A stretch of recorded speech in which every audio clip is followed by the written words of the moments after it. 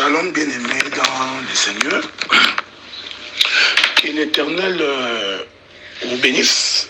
Donc c'est votre frère Adélard Ndaye, donc ministre de la parole. Donc j'évolue dans une assemblée des bien-aimés de Dieu qui se trouve dans la ville de Gatineau et réunissant les frères et sœurs de la ville de Gatineau et de la ville d'Ottawa. Nous sommes bel et bien au Canada.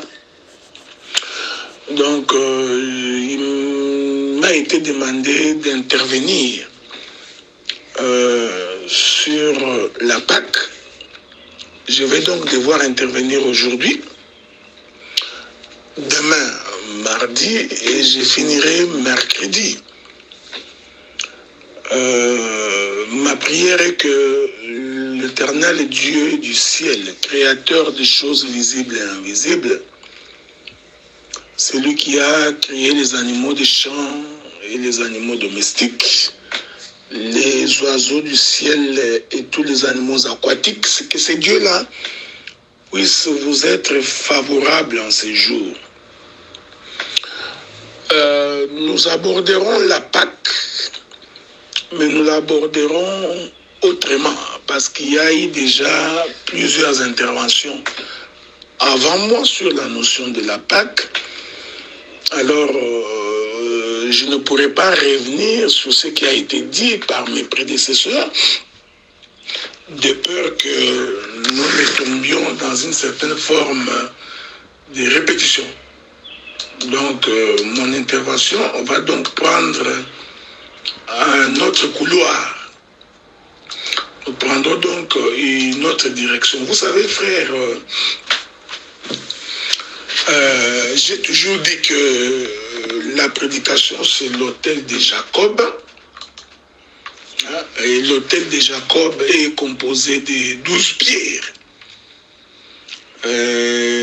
Donc, chaque pierre, lorsqu'on les met ensemble, forme ainsi le patriarche Jacob.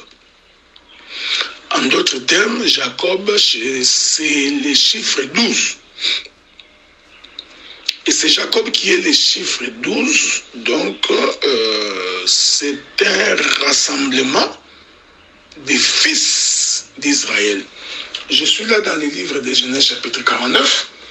Nous allons lire ça pour votre compréhension. Je prends le livre de Genèse chapitre 49. Le premier verset. La Bible dit ceci. Jacob appela ses fils et dit, assemblez-vous et je vous annoncerai ce qui arrivera dans la suite des temps. Verset 2. Rassemblez-vous, écoutez, fils de Jacob, écoutez Israël, votre père. Voyez-vous? Donc, les fils de Jacob, en réalité, c'est toute la maison d'Israël. Et cette maison d'Israël constitue donc la personne de Jacob. Et ici, vous allez remarquer que le frère Jacob dit à propos de ses enfants, il dit « Assemblez-vous ». Dans le verset 2, il dit « Rassemblez-vous ». Donc nous comprenons que lorsque Jacob appelle ses enfants, Jacob est en train de sonner la trompette des rassemblements. Parce que pour que les fils se rassemblent, il faut donc que l'on sonne de la trompette. Donc ici, Genèse chapitre 49, premier, deuxième verset, va donc nous renvoyer à la trompette des rassemblements. Je crois que là, pour que nous comprenions cela clairement, allons toucher les livres des Nombres, le chapitre 10, le premier et le deuxième verset. L'Écriture dit, l'Éternel parla à Moïse et dit, fais-toi donc 2 trompettes d'argent et tu les feras d'argent battu. Elles te serviront pour la convocation de l'assemblée et pour le départ des camps. Donc, Genèse 49, et c'est un frère qui se marie avec Nombre chapitre 10. Donc, parce qu'en fait, l'enseignement ou la prédication, c'est une célébration de mariage. Lorsque nous prêchons, nous appelons les frères et une sœur pour que l'homme puisse quitter son père et sa mère, s'attacher à sa femme, pour que les deux forment un seul corps. Donc, ici, je suis en train de célébrer le mariage de Genèse 49 et de Nombre chapitre 10, où l'Éternel dit à Moïse, donc fais-toi 2 trompettes d'argent et d'argent battu, et l'une des trompettes, donc c'est 2 trompettes, l'une des trompettes servira au rassemblement et l'autre servira pour sonner le départ. Maintenant, nous comprenons, je suis déjà en train ici d'introduire la Pâque. Hein? N'oubliez pas que je suis en train de parler de la Pâque. Parce que la Pâque, c'est aussi un rassemblement. Voyez-vous, frère. Je voudrais vous rassurer que je ne ferai pas la marche comme mes prédécesseurs.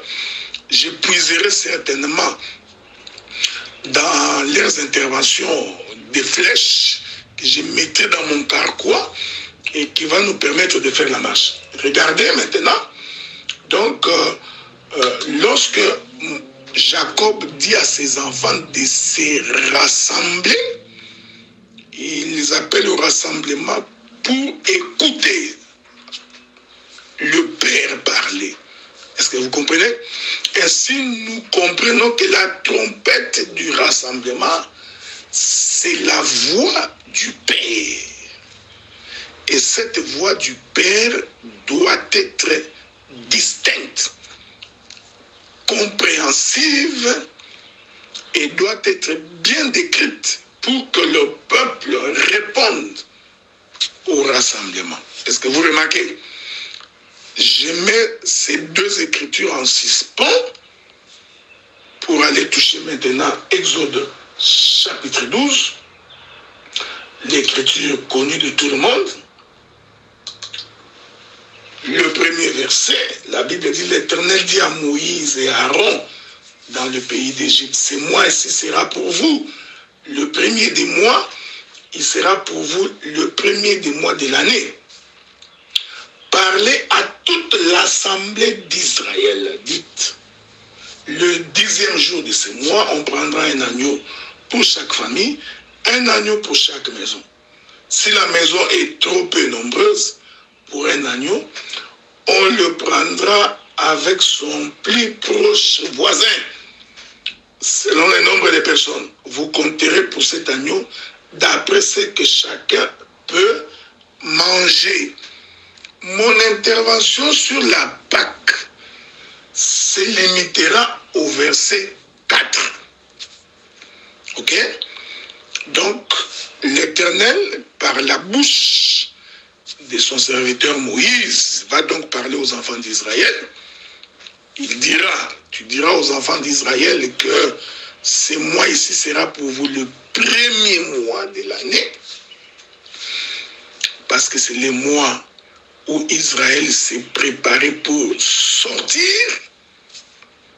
et Dieu dit que ce mois va être pour vous le premier mois de l'année, alors que historiquement, Israël est sorti le 4e mois, qui est le mois de Nissan, qui coïncide également avec le mois de la récolte.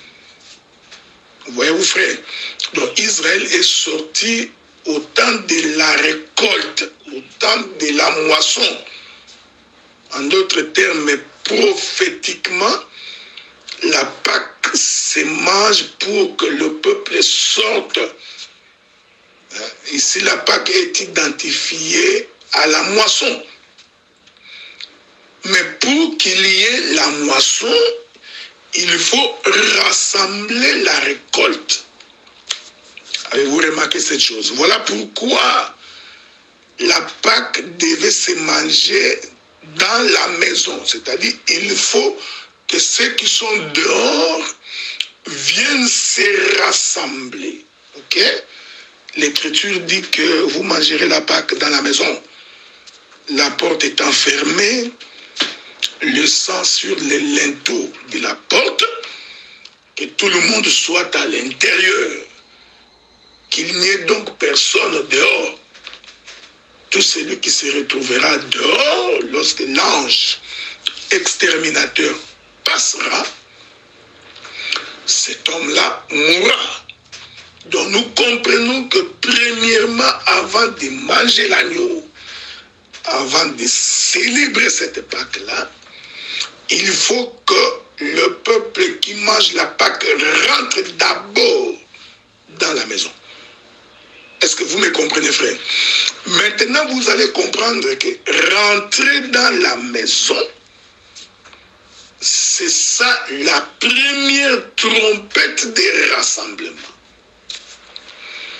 Cela veut dire que tous ceux qui étaient dehors, tous ceux qui étaient en dehors de la maison, tous ceux qui se promenaient devraient rentrer à l'intérieur de la maison pour qu'ils mangent la Pâque. Je précise qu'ici, la trompette des rassemblements est sonnée tout autour de l'agneau, parce que le peuple devrait manger la Pâque tout autour de l'agneau. Ok? Je voudrais vous dire que mon intervention va être d'1 heure aujourd'hui, d'1 heure demain et d'1 heure le mercredi. Et je vais subdiviser mon intervention en 15 minutes, 15 minutes, 15 minutes, 15 minutes, ok? Pour que le temps d'écoute ne soit pas si long pour les gens qui vont nous suivre en audio.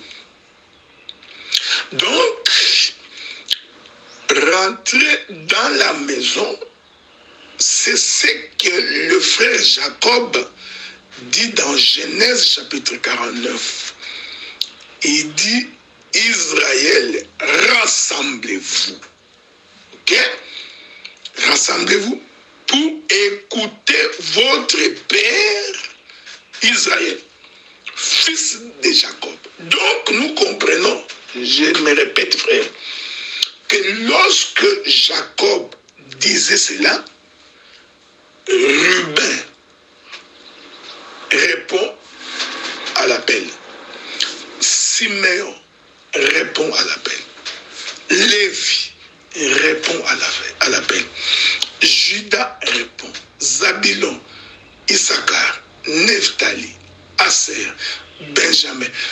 Tous les enfants de Jacob ont donc entendu la voix de leur père et ils sont venus au rassemblement. Est-ce que vous comprenez? En d'autres termes, la voix du père est une trompette qui rassemble le fils.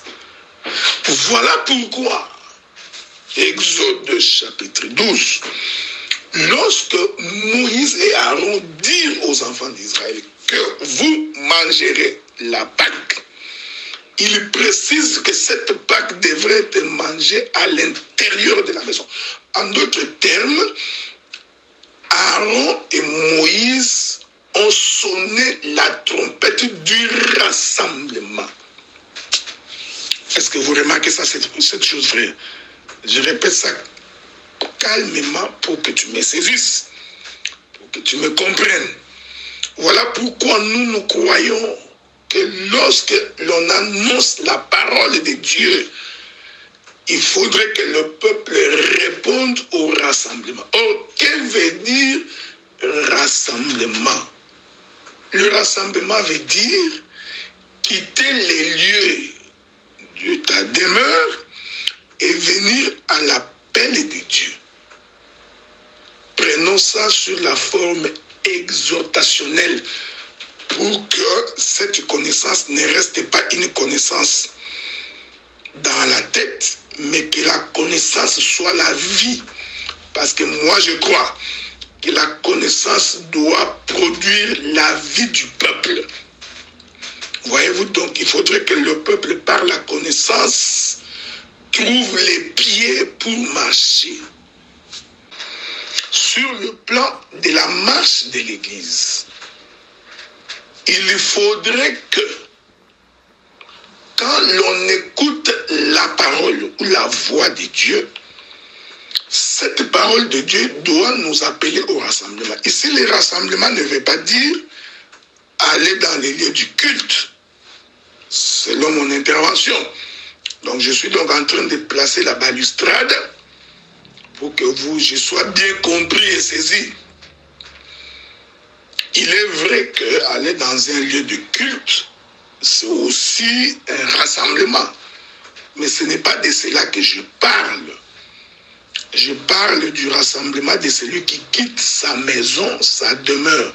Ici, la maison et la demeure s'identifient comme étant le stade initial de ta vie. Et quel est ce stade initial de ta vie? Le livre des Romains répond à cette question. Que par le péché d'Adam, toute l'humanité a péché. C'est-à-dire que nous sommes nés avec la nature adamique qui fait de nous des pécheurs. Voilà pourquoi, quand le Père parle, le rassemblement veut dire que la trompette nous apprend à quitter l'endroit de nos demeures, c'est-à-dire à quitter notre stade du péché. C'est ça le but de l'évangile. Frère, j'ai toujours répété, j'ai toujours dit, l'évangile, c'est pour que l'homme pécheur se convertisse. C'est pour que l'homme pécheur abandonne la vie du péché.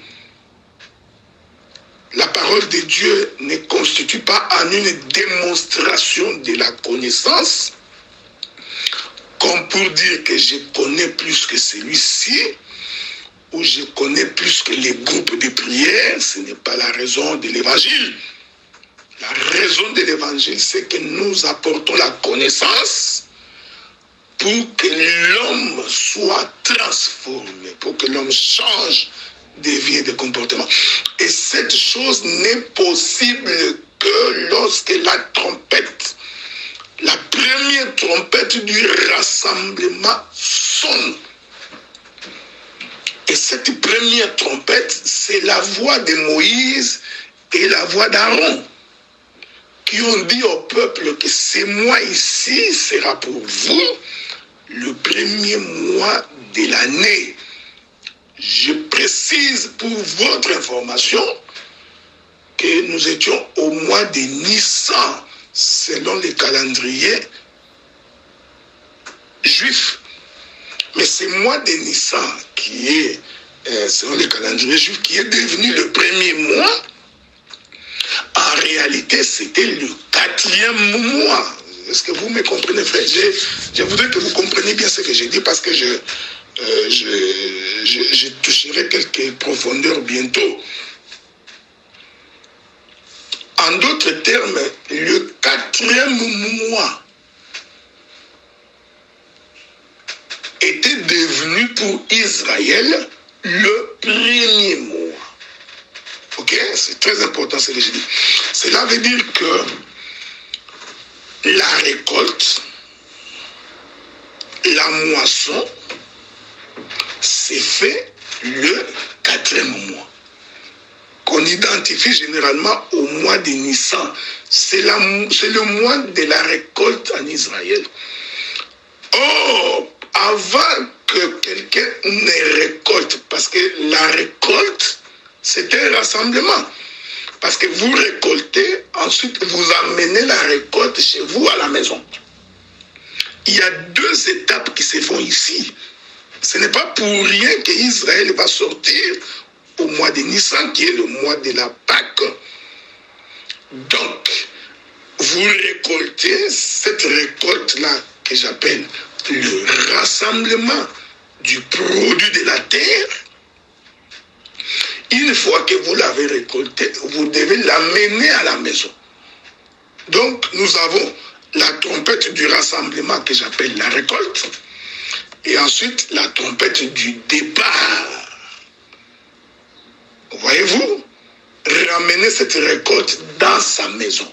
C'est pourquoi quand je vous ai lu Nombre chapitre 10, l'Éternel avait dit à Moïse, tu feras 2 trompettes. Nous aurons donc la trompette du rassemblement et ensuite nous aurons la trompette du départ. Retenez ce que j'ai dit, parce que dans ma marche, je reviendrai là-dessus. Parce que la trompette du rassemblement, je vais démontrer, si pas aujourd'hui, même demain, que c'est Aaron et que la trompette du départ, c'est Moïse. C'est très important parce que la Pâque, ce sont ces 2 trompettes. Voilà pourquoi quand l'Éternel envoie Moïse en Israël, il ne l'envoie pas seul. Il dit à Moïse, voici ton frère Aaron, ce dernier t'accompagnera dans le pays d'Égypte. C'est pourquoi, remarquez, Exode chapitre 12, le premier verset, l'Éternel dit à Moïse et à Aaron dans le pays d'Égypte. Donc Dieu met ensemble Aaron et Moïse. Exode chapitre 12, premier verset. Et j'ai dit que Aaron et Moïse sont 2 trompettes. Il y en a une qui rassemble le peuple et il y en a une autre qui sonne les départs. Conformément à la pensée des Nombres chapitre 10, premier, deuxième verset. Regardez maintenant, frère. Une fois que la récolte est faite, il faut l'amener à la maison. C'est-à-dire, il faut qu'il y ait le départ. Il faut qu'il y ait le départ. Il faut qu'il y ait le déplacement. Mais avant le déplacement, il faut qu'il y ait rassemblement. Donc, je rentre dans mon exhortation parce que je suis en train de monter et descendre. Okay? Parce que prêcher, c'est monter et descendre pour un ministre. C'est-à-dire, il va au ciel, il rapporte sur la terre. Il prend le peuple de la terre, il les remonte au ciel. Voyez-vous? Donc, c'est ce que le frère Étienne avait vu. Étienne avait vu les anges monter et descendre sur les fils de l'homme. Donc, les fils de l'homme, et donc cette échelle, c'est l'escalier sur lequel les anges montent et descendent. Or, les anges ici, ce sont les ministres, les serviteurs de l'Éternel. Les Écritures sont claires là-dessus. Voilà pourquoi, même quand le patriarche Jacob, fouillant son frère Ésaü, étant fatigué quand il se couche, il mit sa tête sur un rocher, sur un roc. L'Écriture dit que pendant la nuit, il verra une échelle quittant la terre vers le ciel. Voyez-vous? Et il a compris que c'est la maison de l'Éternel. Hein? Donc, cette échelle reliait donc les ciels et la terre. Donc, l'échelle est une voie. C'est un chemin qui relie le ciel et la terre. J'aime ces choses, frère. Voyez-vous? C'est pourquoi vous allez remarquer que lorsque Noé est entré dans l'arche après les déluges, l'arche est allée, a été suspendue sur une montagne Parce que je vous informe qu'après le déluge, l'arche est allée s'asseoir, être suspendue sur une montagne. Donc l'arche était suspendue dans les lieux élevés. Ici, nous comprenons que les lieux élevés, c'est le ciel. Le sommet de la montagne, c'est le ciel. Donc l'arche qui se met sur la montagne est l'image du ciel. Okay? Il y a beaucoup d'enseignements à dire ici, mais j'ai pris pour expliquer une pensée. Et l'Écriture dit que lorsque la pluie est cessée de tomber, notre frère Noé va ouvrir la fenêtre pour que et relâcha les corbeaux qui allaient et revenaient. Voyez-vous, frère? Donc, ce voyage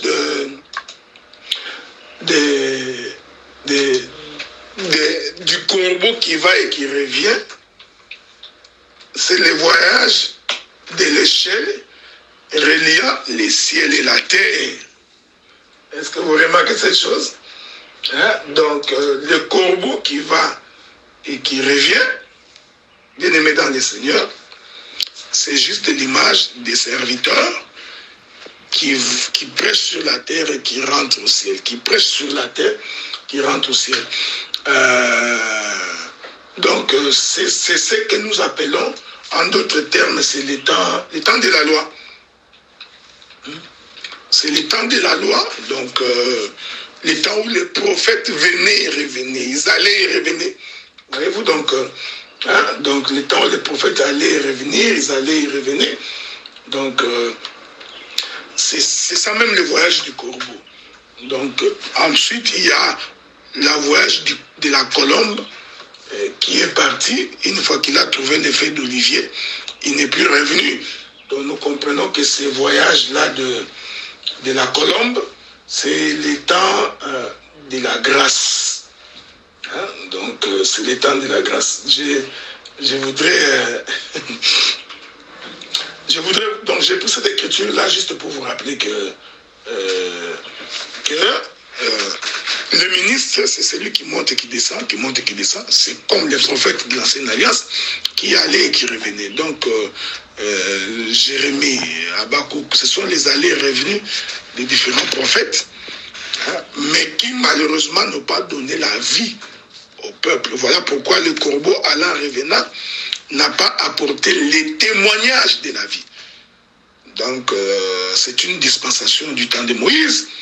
Ensuite, la colombe, elle va partir, mais elle va ramener l'olivier attaché à son bec. Donc, la colombe ramène donc le témoignage de la vie. C'est le temps de la grâce, c'est le temps de la venue du Seigneur Jésus-Christ. Donc, je reviens pour dire que la Pâque, c'est la récolte, c'est le rassemblement. Ok? Donc, cette notion de la Pâque nous renvoie au fait que nous devons quitter la vie du péché pour que nous nous rassemblions en vue ou en préparation du départ. Et nous nous rassemblons tout autour de l'agneau. Et vous comprenez que l'agneau ici, c'est le corps de Jésus. L'agneau ici, c'est la parole. Je reviendrai dans ma troisième intervention pour donner un détail là-dessus. C'est pourquoi nous disons aux frères et aux sœurs que lorsque nous prêchons l'évangile, c'est pour que nous quittions le monde, que nous venions au rassemblement. Et ce rassemblement, c'est tout autour de la parole, tout autour de l'agneau. C'est la parole qui nous appelle au rassemblement. C'est pourquoi Jésus pouvait dire: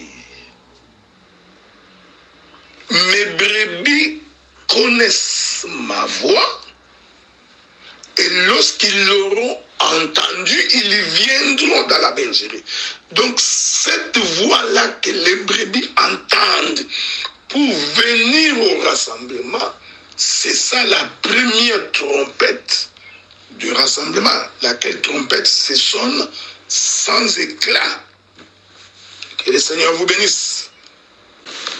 Que Dieu bénisse les fils de la maison d'Abraham et les filles de Sarah rassemblés dans cette réunion pour nous écouter. Et nous croyons que le Seigneur ne vous laissera pas oisif et que cette parole produira en vous la vie éternelle. Je disais donc, frères bien-aimés dans le Seigneur, nous nous rassemblons tout autour de l'agneau. Mais vous savez, frères, la Bible dit que ce qui est, c'est ce qui a été et c'est ce qui sera. Alors, je voudrais maintenant rentrer dans le jardin pour aller également expliquer la Pâque qui se célèbre dans le jardin. Je vous prie de faire très attention parce que nous prenons le couloir des prophètes et qu'il faut que le Seigneur vous fasse grâce pour voir cette chose. Je ne parlerai donc pas de la Pâque en parlant de la peau de l'animal que le Seigneur a dû faire vêtir Adam et Ève. Parce que vous savez déjà que le Seigneur, en prenant la peau de l'animal, le Seigneur doit avoir tué un animal pour vêtir l'homme qui avait péché. Et dans cette lancée-là, nous pouvons également expliquer la Pâque à l'intérieur de ces versets. Mais comprenez que le livre de Genèse étant un livre prophétique, surtout la création, et que c'est aussi une ombre des choses à venir. Il n'y a donc pas la représentation exacte dans l'ombre. Voilà pourquoi le ministère a été donné, pour que le ministère nous présente l'exactitude dans l'ombre, qu'il dégage la pensée qui s'y cache.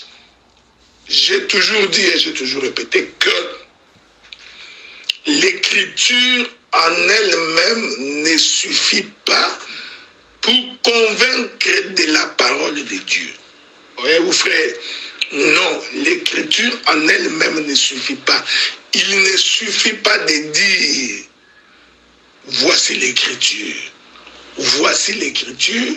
Voici l'écriture pour que nous croyions que c'est la parole de Dieu. Non, parce que si vous agissez ainsi, eh bien, vous n'êtes pas différent des catholiques. Parce que les catholiques aussi répètent les Écritures. Donc répéter l'Écriture, ce n'est pas ça prêcher. Ce n'est pas cela enseigner. Les protestants aussi répètent les Écritures. Les adventistes répètent les Écritures. Les méthodistes répètent les Écritures. Les églises de réveil aussi répètent les Écritures. Les ministères tels et aussi répètent les Écritures. Mais la parole vraie se trouve dans l'explication et l'interprétation de l'Écriture. Parce que l'Écriture a une intelligence qu'il faudrait découvrir. C'est ce que nous dit le livre de Néhémie, chapitre 8, verset 8. Laissez-moi lire votre extrait d'écriture là. Néhémie, chapitre 8, verset 8. La Bible dit ceci. Je commence par le verset 7. Josué, Bani, Chérébia, Jamin, Akub, Shabbetai, Odja, Maseja, Kelita, Azaria, Josaphat, Anan, Pélaja et les Lévites expliquaient la loi au peuple. Chacun restait à sa place. Ils lisaient distinctement dans les livres de la loi de Dieu et ils en donnaient le sens pour faire comprendre ce qu'ils avaient lu. Voyez-vous, frère? Donc, il ne suffit pas de lire. Il faut nous en apporter l'explication et le sens. afin que le peuple puisse comprendre. C'est ici que j'ai toujours dit que la doctrine ne s'impose pas au risque de former des hypocrites. La doctrine se fait comprendre.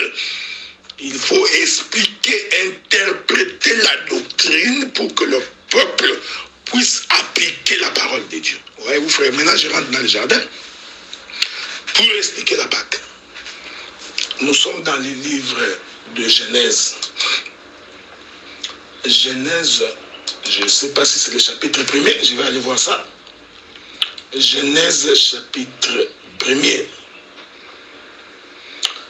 Écoutez ce que la Bible dit. Non, je vais prendre le verset, le chapitre 2. Je crois que le chapitre 2 serait le bon chapitre. Genèse chapitre 2, je commence par le verset 4. Suivez-moi attentivement.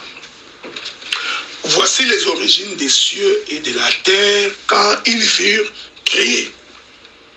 Lorsque l'Éternel Dieu fit une terre et des cieux, aucun arbuste des champs n'était encore sur la terre, et aucune herbe des champs ne germait encore. Car l'Éternel Dieu n'avait pas fait pleuvoir sur la terre. Il n'y avait point d'homme pour cultiver le sol. Ce sont des écritures que vous connaissez.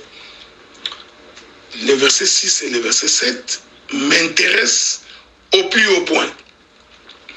Mais une vapeur s'éleva de la terre et arrosa toute la surface du sol. L'Éternel Dieu forma l'homme de la poussière de la terre, virgule. Il souffla dans ses narines un souffle de vie, et l'homme devint un être vivant. Avez-vous remarqué cette chose? Pour que l'Éternel crée Adam, l'Éternel a dû rassembler la poussière de la terre. J'aime ces choses. Donc, Adam, c'est un rassemblement. Est-ce que vous remarquez, frère? Les poussières qui ont formé Adam étaient éparpillées.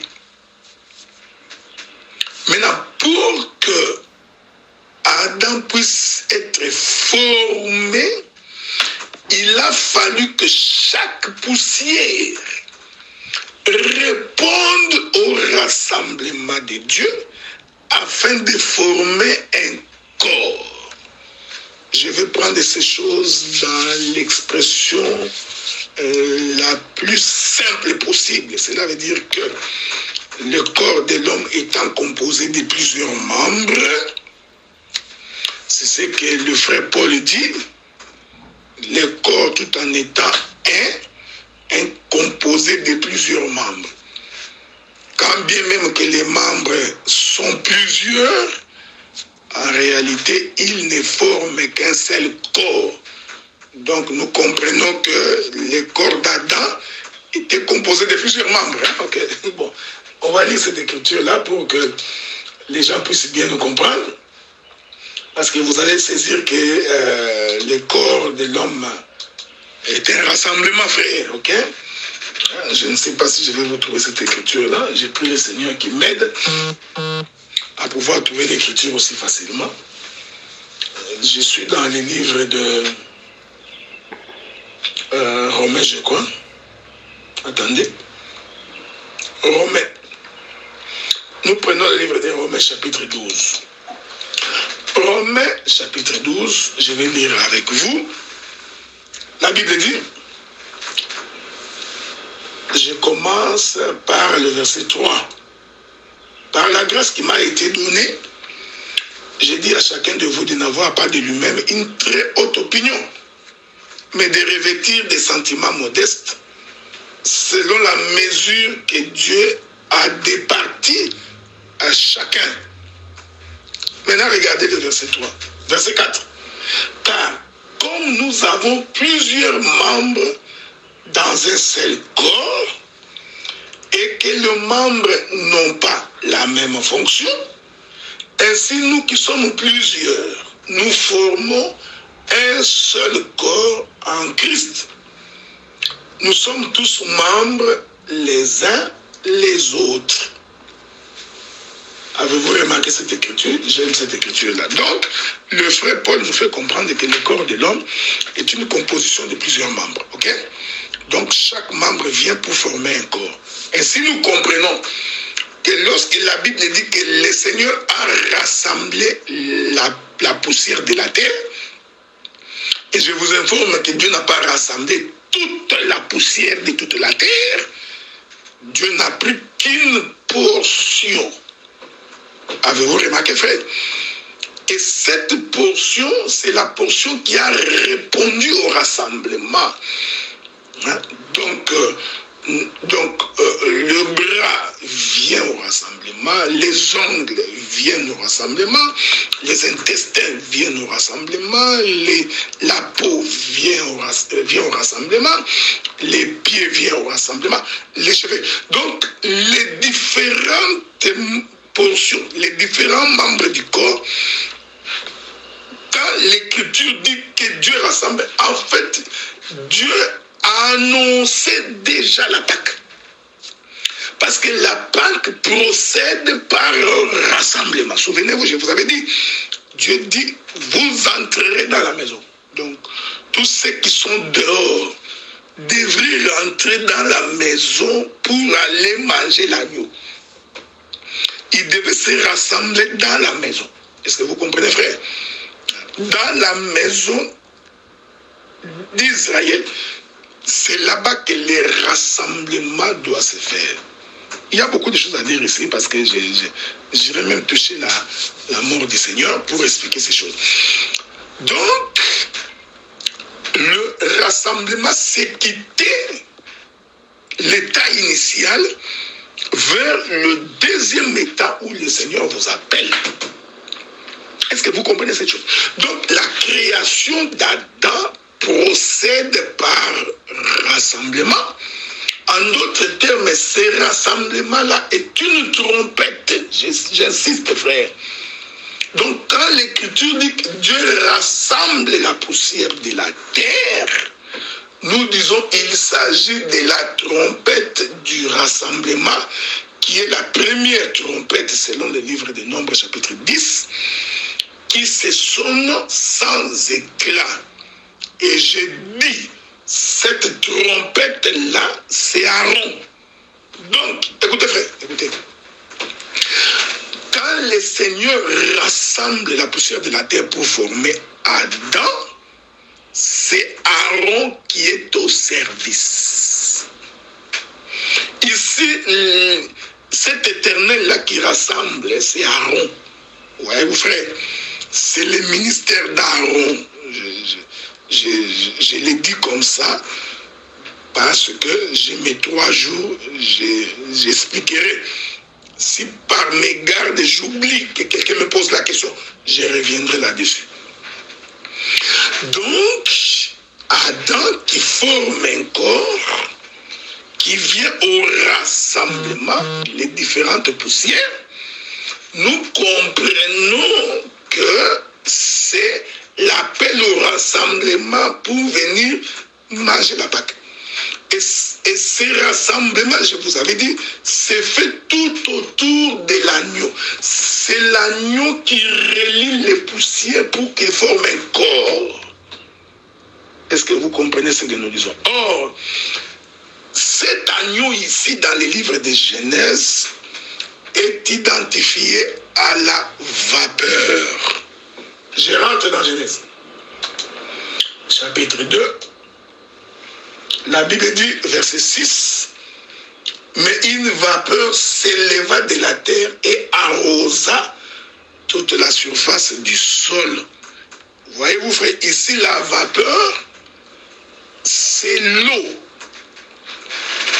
En d'autres termes, la vapeur, c'est la pluie. Est-ce que vous me suivez, frère? Donc, ici, dans le jardin, l'agneau, dans ces versets ici, est identifié à la vapeur. Donc l'agneau est identifié à la pluie. Parce que la pluie, c'est la parole. Bon, je vais essayer de vous donner quelques écritures. Que la paix, la miséricorde de Dieu et sa compassion vous soient multipliées. Je commence ainsi ma dernière intervention de ce lundi et nous continuerons demain mardi. Et je vous souhaite une très bonne digestion. Et il faut dire à tous les bien-aimés de se connecter parce que nous sommes rassurés qu'ils mangeront de la bonne nourriture. J'étais en train de dire que la Pâque s'est mangée autour de l'agneau. C'est-à-dire c'est l'agneau qui était l'objet des rassemblements. C'est l'agneau qui reliait le frère dispersé. Est-ce que vous comprenez, frère? Et cet agneau-là qui relie les frères dispersés, je l'identifiais à la trompette du rassemblement. Et cette trompette, c'est ce que le père Jacob avait sonné quand il a dit « Israël, rassemblez-vous ». C'est-à-dire que chacun quittait sa maison. Et nous disons que quitter sa maison, c'est ça le départ du monde vers la demeure de Dieu. Le départ du monde vers la demeure de Dieu. Vous venez tous au rassemblement, tout autour de l'agneau. Donc, la maison d'Israël va donc être la première maison du rassemblement, frère. Est-ce que vous remarquez cette chose, frère? C'est très important. Alors, je suis allé avec vous dans les jardins parce que moi, j'ai toujours pensé qu'un bon ministre de la parole doit être capable d'entrer dans les jardins et d'en sortir sans coup ni blessure. Un bon ministre doit être à même de bien voir les choses dans les jardins.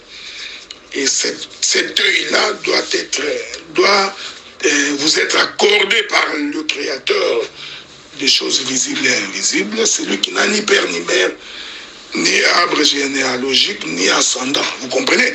Donc c'est lui qui existe par lui-même. J'étais en train de dire que dans le jardin, la trompette des rassemblements, c'est la vapeur. En d'autres termes, j'avais aussi, je voulais dire que la vapeur qui est l'eau, c'est ça l'agneau qui rassemble les frères. Bon, prenons quelques écritures. Je prends le livre de Job, chapitre 36,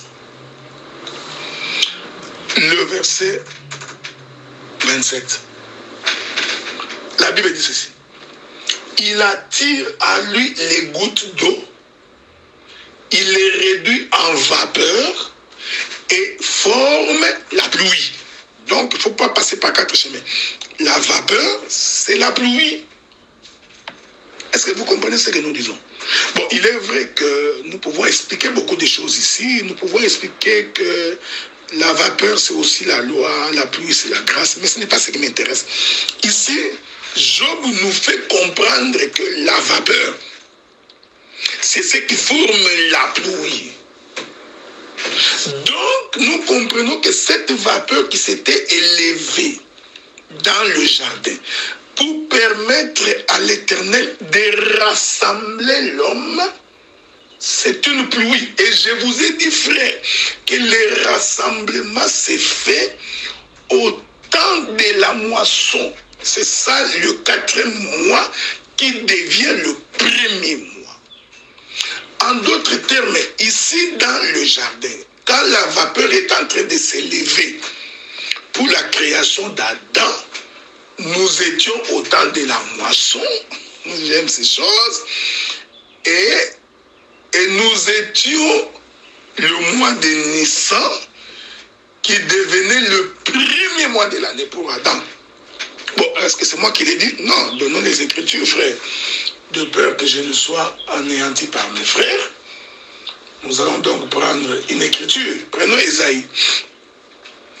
Ésaïe, chapitre 18. Je vais donc lire le verset 4. Isaïe chapitre 18, le verset 4. Ok, on va lire. La Bible dit ceci. Car ainsi m'a parlé l'Éternel. Je regarde tranquillement de ma demeure.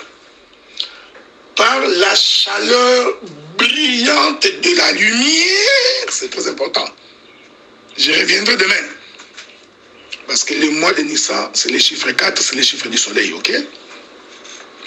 Par la chaleur brillante de la lumière et par la vapeur de la rosée au temps de la chaude moisson. J'aime ces choses. Avez-vous vu cette écriture-là? Je vais répéter pour une bonne saisie et une bonne compréhension. Car ainsi m'a parlé l'Éternel, j'ai regardé tranquillement de ma demeure par la chaleur brillante de la lumière. Dieu nous aidant, je reviendrai demain pour expliquer le mois de Nissan. Et par la vapeur de la rosée au temps de la chaude moisson. Donc ici, le Seigneur nous fait comprendre que le temps de la récolte, du rassemblement, c'est au temps de la moisson. Maintenant, nous comprenons. C'est pourquoi j'ai dit, Adam a été formé, les corps qui se rassemblent, nous sommes au temps de la moisson. Ici, je parle comme un prophète, frère. Ok? Parce que Adam doit répondre au rassemblement. Remarquez cette chose. Mais ajoutons quelques autres écritures pour que nous comprenions cette chose. Pourquoi nous parlons de la vapeur? Je l'ai définie comme étant la pluie. Et cette pluie, c'est la parole. Souvenez-vous que la Pâque se célèbre tout autour de l'agneau. Ils sont en train de manger l'agneau. Je reviendrai pour expliquer. Manger l'agneau, c'est manger la parole. Oui, frère. Maintenant, ici dans Genèse, nous identifions la formation de l'homme, le rassemblement des différentes poussières, par la pluie, qui est l'objet de leur rassemblement. Le prophète Ésaïe va donc définir ce que c'est cette pluie. Ésaïe chapitre 57. Vous permettez? Ésaïe chapitre 55. Je vais prendre cette écriture avec votre permission. Je vais donc commencer par le verset 8. La Bible dit, car mes pensées ne sont pas vos pensées, et vos voix ne sont pas mes voix, dit l'Éternel. Autant les cieux sont élevés au-dessus de la terre, autant mes voix sont élevées au-dessus de vos voix, et mes pensées au-dessus de vos pensées. Ici, le Seigneur fait une différenciation nette, que les pensées des hommes sont terrestres et que les pensées de l'Éternel sont célestes. Ok? C'est très important. Il continue. Comme la pluie et la neige descendent des cieux. Ok? Il ne faut pas être troublé. La neige, c'est la pluie. Les gens qui n'ont pas encore visité les pays à forte... des pays, disons, les pays de froid, des pays, un pays hivernal, peut-être qu'ils n'ont pas encore vu la neige, ils ne comprendront pas, mais en fait, la neige, c'est la pluie, c'est rien d'autre que la pluie. La pluie et la neige descendent des cieux et ne retournent pas sans avoir arrosé, fécondé la terre et fait germer les plantes, sans avoir donné de la semence au semeur, du pain à celui qui mange. Donc la pluie vient donner du pain. La pluie, c'est du pain. Ok? Le verset 11 dit, ainsi en est-il de ma parole, qui sort de ma bouche et ne retourne point sans effet, sans avoir exécuté ma volonté et accompli mes desseins. Que le Seigneur vous bénisse. Le prophète Ésaïe nous confirme que La pluie, c'est la parole qui sort de la bouche de l'Éternel. Donc les cieux, c'est ça même la bouche de Dieu. Et la pluie, c'est ce qui sort de sa bouche. Voyez-vous, frère? Donc, nous comprenons maintenant que quand la vapeur s'élève pour permettre à Dieu de former Adam, en réalité, cette vapeur, c'est la pluie, laquelle pluie est la parole que j'ai identifiée à la trompette du rassemblement. Que le Seigneur nous fasse grâce, parce que la trompette du rassemblement, c'est l'apôtre et l'évangéliste. Voyez-vous, frère? La trompette du rassemblement va donc permettre que les gens viennent. C'est pourquoi, je m'excuse, il ne me reste pas beaucoup de minutes pour aujourd'hui, je suis en train de courir, mais je vais quand même revenir demain. C'est pourquoi le frère Job dit ceci. Je crois que c'est lui qui dit ça. Prenons le livre de Job. Job, chapitre 38. Job, chapitre 38. Le verset 30. Prenons le verset 37 et 38. Qui peut avec sagesse compter les nuages et verser les outres des cieux? Et c'est le prophète Job. Hein? Donc quand Dieu parle du prophète Job, il parle de la pluie, ok? Il dit, qui peut avec sagesse compter les nuages, ok? Et verser les outres des cieux. Il précise pourquoi les outres des cieux s'ouvrent, c'est-à-dire pourquoi les ciels s'ouvrent. Ça, c'est Ésaïe chapitre 55. La pluie qui descend du ciel. Ok? Maintenant, ici dans Job, on dit le pourquoi. Pour que la poussière se mette à ruisseler, voilà, donc la poussière commence à se mettre en marche. Ruisseler, c'est-à-dire que la poussière marche dans l'eau. J'aime ces choses, frère. Je suis en train d'espérer que l'Esprit du Seigneur est en train de vous enrichir. C'est-à-dire la poussière, pour qu'il se mette en déplacement. C'est ce que la Bible dit, ruisseler. Il faut qu'il marche à l'intérieur des eaux, de ces outres des cieux que le Seigneur a déversé sur la terre. Voyez-vous, c'est ça la vapeur, qui s'élève, qui arrose. Maintenant, une fois que cette pluie arrose le sol, la poussière se met en mouvement. Écoutez, cette poussière qui se met en mouvement, c'est ça même l'homme, hein, c'est ça l'homme. C'est ce que tu étais dans le péché, tu vivais dans le monde, voyez-vous, frère. Donc, de vaines manières que nous avions hérité de nos pères, ok? Nous qui étions sans Dieu, sans droit de cité en Israël, nous qui n'avions pas d'espérance, voyez-vous. Maintenant, quand les outres des cieux se sont ouvertes, cela a permis à ce que la pluie descende, et cette pluie nous a permis, nous, poussière, voyez-vous, que nous puissions faire quoi?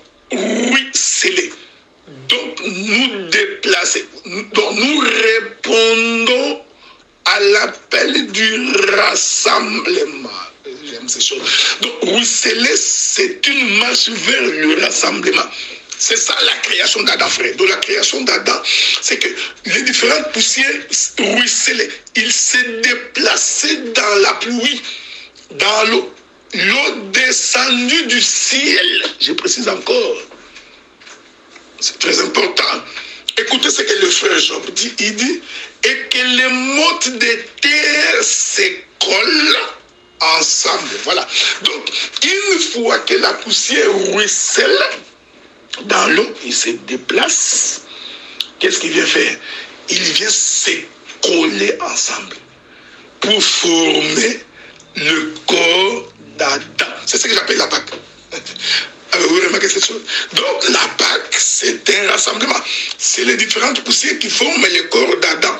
Mais ce rassemblement n'est possible que par l'ouverture des outres des cieux qui font descendre la pluie que nous avions défini comme étant la parole, ainsi nous ruisselons pour nous rassembler.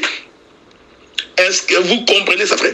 C'est pourquoi Israël a reçu l'appel d'entrer dans la maison. En d'autres termes, cet appel-là, c'était la pluie, la trompette du rassemblement, leur permettant de ruisseler pour entrer dans la maison.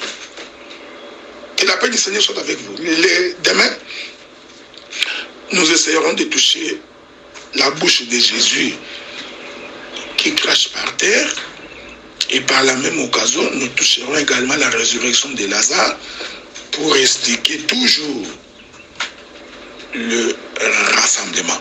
Ok? Le sacerdoce d'Aaron.